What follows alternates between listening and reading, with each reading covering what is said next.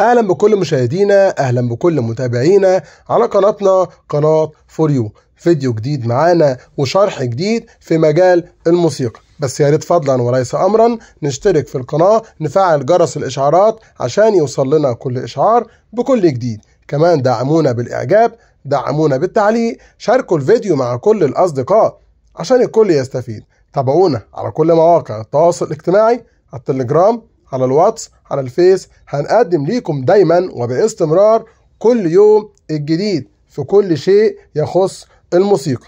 في الكورس بتاعنا النهاردة بنبتدي بأول فيديو في الشرح فيه، وهو عن ما هي الموسيقى. كلنا بنسمع الموسيقى، كلنا بنشوف اي حد بيعزف الموسيقى، في كتير مننا عاوز يتعلم عزف الموسيقى، بس طبعا في البداية خالص لازم يكون عارف ايه هي الموسيقى. الموسيقى يا جماعة عبارة عن لغة للتعبير عن شعور او احساس. الشعور والاحساس ده بنعبر بيه، التعبير ده بيكون مبني على قواعد اللي هي قواعد النوتة الموسيقية اللي احنا بنستخدمها في العزف عشان نعبر بيه عن المشاعر والاحاسيس بتاعتنا، سواء كانت مشاعر حزينة او مشاعر سعيدة بنقدر نعبر عنها بالموسيقى. طب الموسيقى دي اللي هنعبر بيها عن مشاعرنا واحاسيسنا عبارة عن ايه؟ هل ليها مكونات ولا هي موسيقى وخلاص؟ لا، الموسيقى دي ليها مكونات. الموسيقى يا جماعة بتتكون من حاجتين. الحاجة الأولى هي الإيقاعات، والحاجة التانية هي النغمات.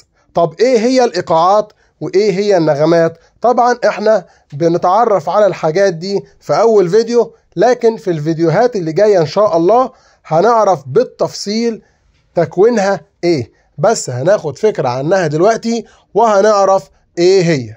الإيقاعات يا جماعة بتبقى عبارة عن أوزان، أما النغمات فهي عبارة عن مقامات.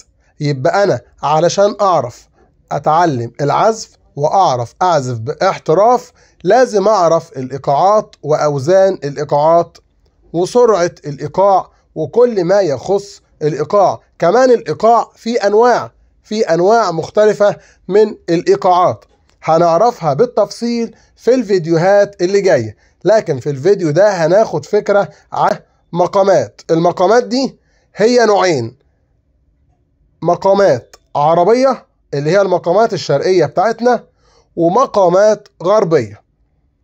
طبعا المقامات الغربية لها فيديو لوحده هنعرفها، بس باختصار المقامات الغربية يا جماعة بتنقسم لحاجتين.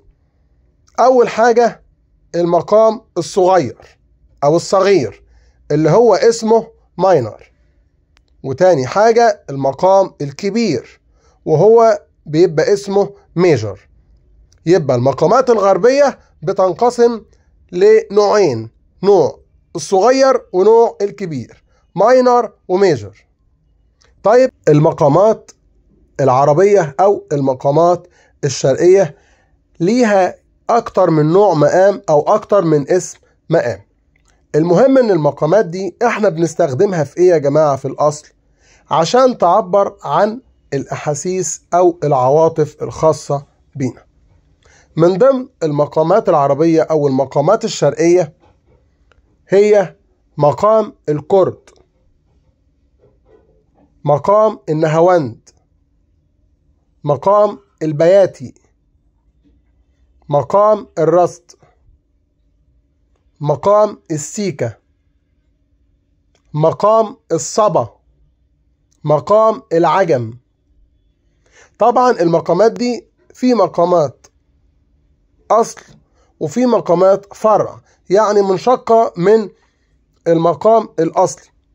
دي هندرسها باستفاضة في الفيديوهات اللي جاية. المهم ان المقامات دي قلنا بتعبر عن الأحاسيس أو العواطف بتاعتنا، زي مثلا مقام الكرد ده مقام بيعبر عن العواطف، عاطفي. مقام النهاوند زيه. مقام البياتي ده مقام شرقي فيه ربع تون. مقام الرصد مقام شرقي في ربع تون بيعبر عن الفرح. مقام الصبا ده مقام بيعبر عن الحزن.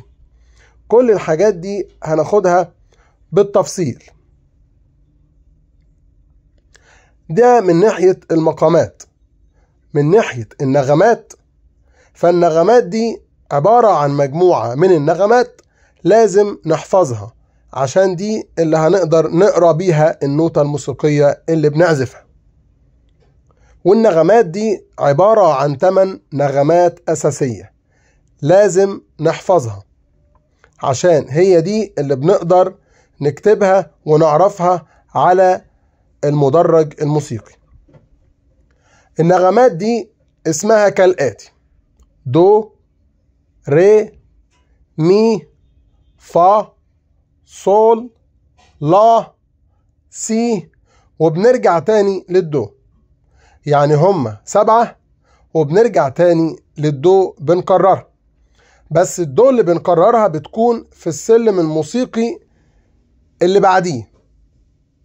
السلم الموسيقي بيبتدي بالصوت الرخيم او الغليظ، وبعد كده ال7 نغمات اللي بعديهم بيكونوا طبقة ارفع من الطبقة الاولى.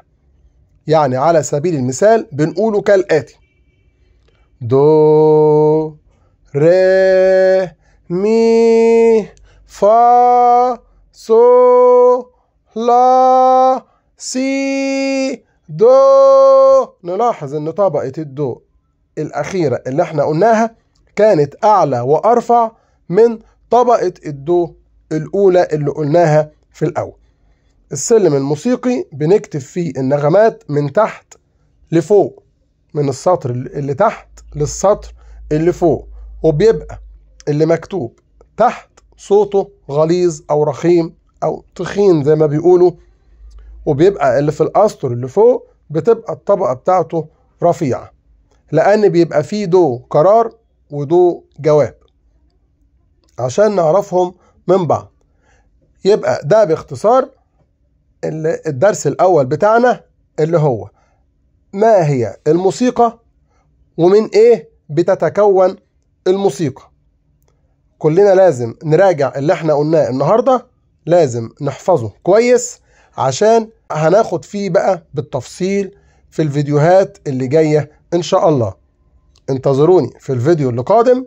النغمات، المدرج، هناخد النغمات بالتفصيل، والمدرج الموسيقي ومفتاح المدرج الموسيقي، ونكتب ازاي النغمات على المدرج الموسيقي، نعرف نكتبها ونقراها ازاي. كده الفيديو بتاعنا خلص، يا رب تكونوا استفدتوا منه. في انتظار دعمكم لينا. اشتركوا في القناة، فعلوا جرس الإشعارات عشان يوصل لكم كل إشعار بكل جديد. دعمونا بالإعجاب، دعمونا بالتعليق، شاركوا الفيديو مع كل الأصدقاء عشان الكل يستفيد. تابعونا على كل مواقع التواصل الاجتماعي، على التليجرام، على الواتس، على الفيس. هنقدم ليكم دايما وباستمرار كل يوم الجديد. واشتراككم في القناة شرف لنا.